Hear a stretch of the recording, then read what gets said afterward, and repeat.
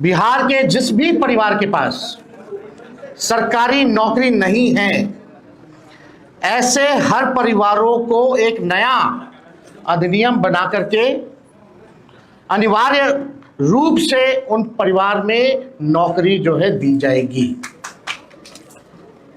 यानी सरकार बनते ही इन्होंने 20 साल तक कोई नौकरी नहीं दी, कोई रोजगार नहीं दी, लेकिन सरकार बनते ही 20 दिनों के अंदर यह अधिनियम बनाया जाएगा और 20 महीने में ऐसा कोई बिहार का घर नहीं बचेगा जिसके पास सरकारी नौकरी नहीं। स्वराज का पलायन रोकने का, रोजगार देने का पहला मंत्र यह है कि बैंकों के साथ मिलकर सीडी रेशियो को सुधारा जाए ताकि हर वो व्यक्ति जो रोजी रोजगार करना चाहता है उसको ऋण उपलब्ध हो और 2 से 2.5 लाख करोड़ रुपया एक्स्ट्रा बिहार में उपलब्ध हो जाए। दूसरी बात हम लोगों ने कही कि जो कृषि आधारित माइग्रेशन है उसको रोकने के लिए जो लोग भी अभी यहाँ पर धान, गेहूं, ज्वार, बाजरे, मकई की खेती कर रहे हैं उनको ये एक व्यवस्था लागू किया जाए कि अगर आप कैश क्रॉप की खेती करेंगे तो आपको मनरेगा के तहत मजदूर मुफ्त में मिलेगा। और तीसरी बात हम लोगों ने कही कि हर वो व्यक्ति जो 5 लाख रुपए तक लोन लेकर रोजी रोजगार करना चाहता है उसको सिर्फ 4% सालाना ब्याज पर लोन मिलेगा। इन तीनों चीजों को,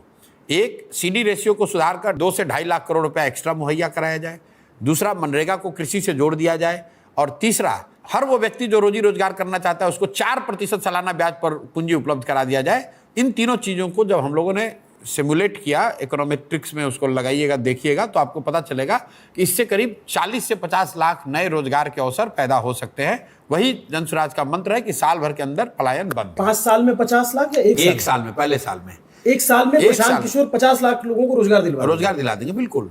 और इससे क्या होगा, एक फ्लोर सेट हो जाएगा। जैसे जब देश में मनरेगा आया तो सारे लोग मनरेगा में मजदूरी करने नहीं गए, लेकिन मनरेगा ने एक रूरल वेज का फ्लोर सेट कर दिया। बिहार में 15,000 का, 12,000 का रोजी रोजगार हो जाए, उसके बाद भी मजदूर बाहर जाएंगे, लेकिन वो 12,000, 15,000 के लिए नहीं जाएंगे, वो 25,000 के लिए जाएंगे, 30,000 के लिए जाएंगे। हमने भी पलायन किया, आपने भी इसको आप समझ लीजिए। नहीं, वो तो बहुत थोड़ा अपर लेवल का पलायन हो गया।